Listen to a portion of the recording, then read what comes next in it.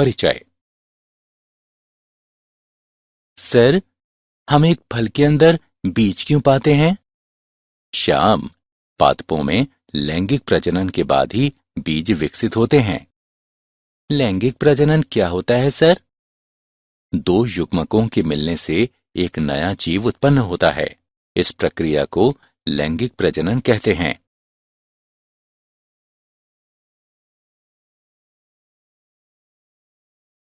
Sir, पादप का कौन सा भाग लैंगिक प्रजनन में हिस्सा लेता है? बेटा, पुष्प पादपों के लैंगिक अंग होते हैं, इसलिए ये लैंगिक प्रजनन में हिस्सा लेते हैं। ये सुंदर पुष्प फल और बीज के रूप में कैसे प्रजनन करते हैं? ठीक है, आओ हम पुष्पीय पादपों में लैंगिक प्रजनन के बारे में विस्तार से जानते हैं।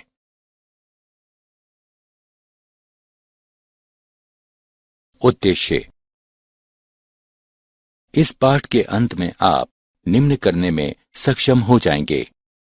एक पुष्प के हिस्सों की पहचान करना, पुंकेसर की संरचना और लघु बीजाणुधानी की प्रक्रिया को समझना, जायांग की संरचना और गुरु बीजाणुधानी यानी बीजांड की प्रक्रिया को समझना, परागण को समझना और परागण के विभिन्न कारकों की पहचान करना, निषेचन के प्रकारों को समझना, भ्रूणपोष, भ्रूण, बीज और फल के विकास को समझना।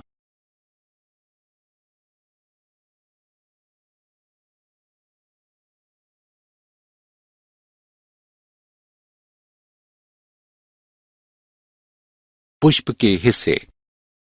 पुष्प अंगों की तीन प्रमुख श्रेणियां हैं। प्रजनन अंग मादा, प्रजनन अंग नर और गैर प्रजनन अंग। प्रजनन अंग मादा, अंडप या स्त्री केसर, वर्तिकाग्र, वर्तिका, अंडाशय, बीजांड। प्रजनन अंग नर, पुंकेसर, परागकोश, डंठल तंतु यानी फिलामेंट, पराग। गैर प्रजनन अंग पंखुड़ी यानी दलपुंज, रस यानी वाहिदल, टेपल्स।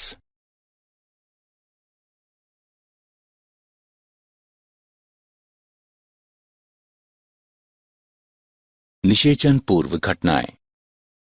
पुष्पी पादपों में लैंगिक प्रजनन में निषेचन से पूर्व निम्न घटनाएं होती हैं। लघु बीजाणुधानी और परागकण का विकास, गुरु बीजाणुधानी एवं मादा युग्मकोद्भिद का विकास।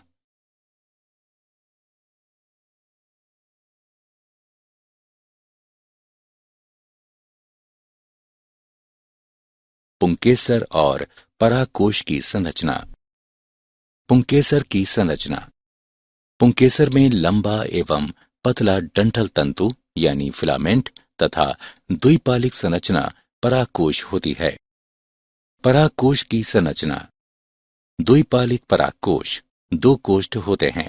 परागकोश में 4 विवर या लघु बीजाणुधानी होते हैं जो परागपुटी यानी पोलन सेक्स के रूप में विकसित होते हैं।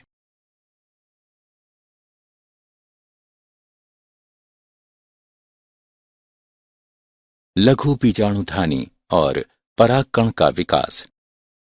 लघु बीजाणुधानी परागकोश में प्रत्येक द्विगुणित मातृ कोशिका अर्धसूत्री विभाजन द्वारा 4 अगुणित लघु बीजाणु या लघु बीजाणु चतुष्क का निर्माण करती है। हर अगुणित लघु बीजाणु एक विस्तृत दीवार पर पनपते हैं और सूत्री विभाजन के द्वारा परागकण बनाते हैं। परागकण नर युग्मकोद्भिद का प्रतिनिधित्व करता है। इसमें 2 सतही भित्ति होती हैं, बाह्यचोल और अंतःचोल। बाह्यचोल में रंध्र होते हैं जिन्हें जनन छिद्र कहते हैं। परागकण के परिपक्व होने पर उसमें 2 कोशिकाएं, कायिक कोशिका और जनन कोशिका समाहित होती है।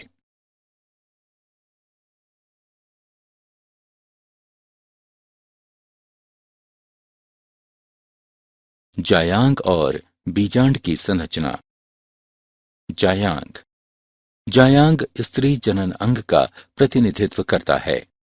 इसके 3 भाग होते हैं: वर्तिकाग्र, वर्तिका, अंडाशय। इसके अंदर एक गर्भाशयी गुहा यानी कोष्ठक होती है, जिसमें एक एक अपरा यानी नाड स्थित होती है।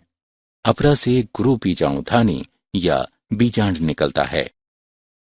बीजांड एक अध्यावरणी गुरु बीजाणुधानी है। इसमें बीजांड काय होता है, जो 1 या 2 अध्यावरण या संरक्षक आवरण से घिरा होता है। बीजांड के अंग: बीजांड वृंत, हाइलम यानी फेनिकल, संधि रेखा यानी रेफ, बीजांडकाय, भ्रूण कोश, अध्यावरण यानी एंटीज्यूमेंट्स, बीजांड द्वार यानी माइक्रोपाइल और निभाग यानी कैल्चा।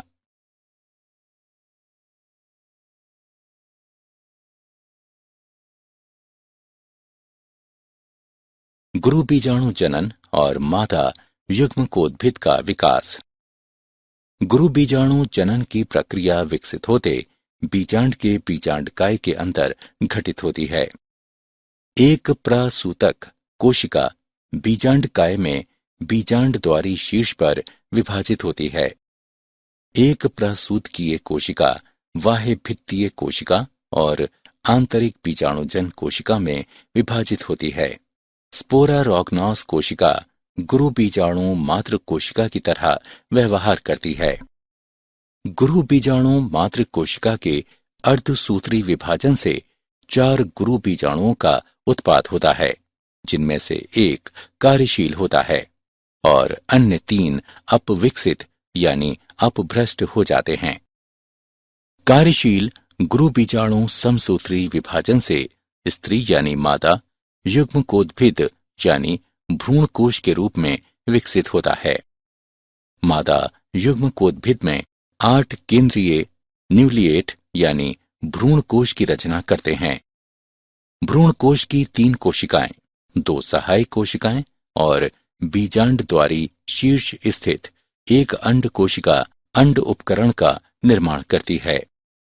3 प्रतिव्यासांत एंटीपोडाल कोशिकाएं निभागीय छोर पर होती हैं। केंद्रीय कोशिका में 2 ध्रुवीय न्यूक्लियाई होती हैं।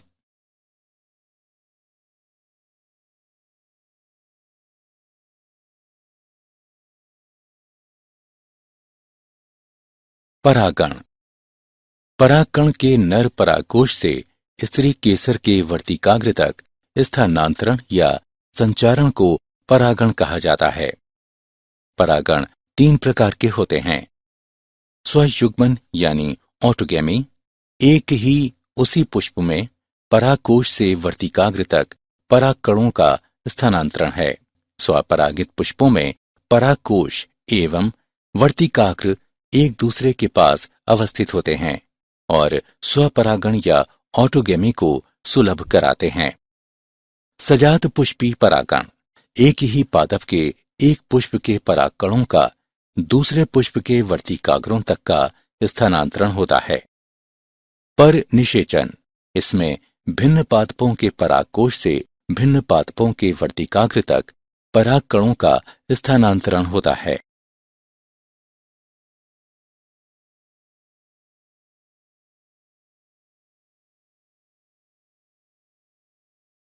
परागण के अभिकर्मक या कारक।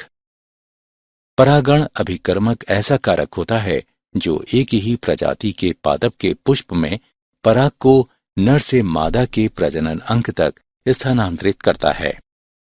परागण के अभिकर्मक में शामिल हैं वायु, जल, कीड़े यानी कीट, तितली, मक्खी, मधुमक्खी और भृंग आदि, चमगादड़, पक्षी और अन्य पशु। निम्न चित्र परागण में सहायता के लिए गुंजन पक्षी की लंबी पतली चोंच और पतली पुष्पीय नलिकाओं का सहविकास को दर्शाता है।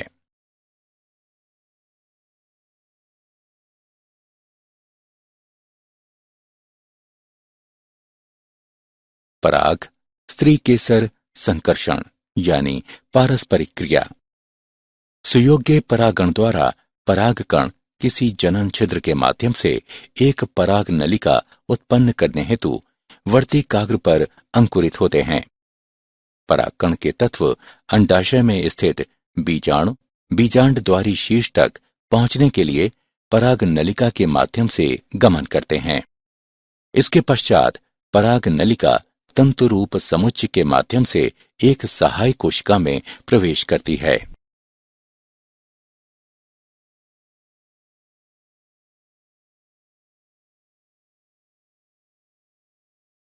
दोहरा निषेचन यानी द्विनिषेचन। एक सहायक कोशिका में प्रवेश करने के पश्चात पराग नलिका द्वारा जीव द्रव्य में दो नर युग्मक अवमुक्त किए जाते हैं। एक नर युग्मक अंड कोशिका की ओर गति करता है और केंद्रक के साथ संगलित होता है। इस तरह युग्मक संलयन पूर्ण होता है। अन्य नर युग्मक केंद्रीय कोशिका में स्थित दो ध्रुवीय न्यूक्ली यानी केंद्रकी की ओर गति करते हैं और उनसे संगलित होकर त्रिगुणित बनाते हैं। इस तरह इसे त्रिसंलयन कहते हैं।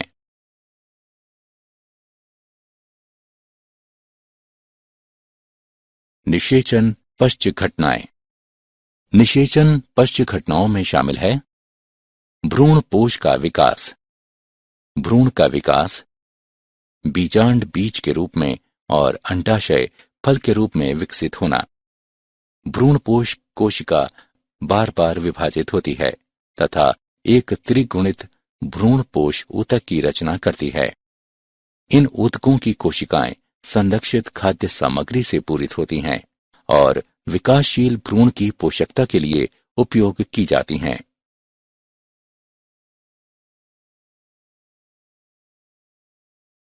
भ्रूण विकास।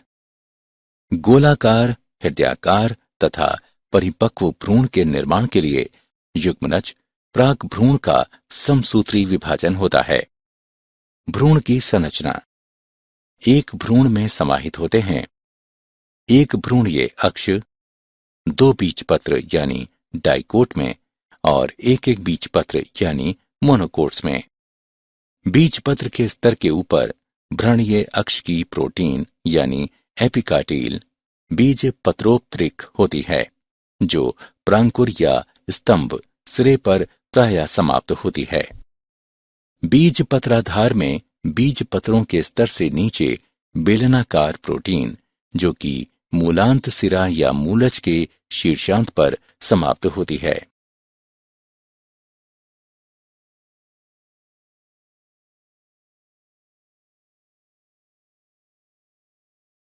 बीज और फल का विकास। निषेचित बीजांड बीज बनता है। अध्यावरण बीज का आवरण बन जाता है जिसे बीजचोल कहते हैं। परिपक्व बीज दो प्रकार के हो सकते हैं, एल्बुमिनियस और गैर एल्बुमिनियस। फल एक परिपक्व अंडाशय होता है जिसके अंदर बीज होते हैं। अंडाशय की दीवार फल की दीवार यानी छिलके के रूप में पतल जाती है जिसे फल भित्ति कहते हैं। मांसल फल के फल भित्ति में शामिल है अंता फल भित्ति यानी बीज के चारों ओर, मध्य फल भित्ति यानी मांसल भाग, बाह्य फल भित्ति यानी त्वचा। क्या आप जानते हैं परागकणों को शर्करिक विलयन विलयन की सांद्रता 2% से 20% के बीच में डालकर पराग नलिका के उत्पादन को कृत्रिम तरीके से उत्प्रेरित किया जा सकता है।